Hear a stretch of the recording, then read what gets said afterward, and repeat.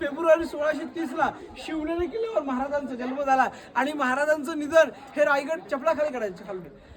महाराजांचं निधन हे रायगड किल्ल्यावर झालं 3 एप्रिल 1680 ला. हनुमान जयंती चैत्र पौर्णिमा शनिवारी दुपारी 12 वाजता राजांनी रायगडावर शेवटचा श्वास या ठिकाणी सोडलेला होता. म्हणजे या चौतऱ्यावर महाराजांचं निधन झालं 3 एप्रिल 1680 ला. इथून राजांची अंतिम यात्रा निघाली. ते कोपऱ्याला एक मंदिर दिसते का वरती सगळ्यांना, जगदीश्वर महादेवाचं मंदिर.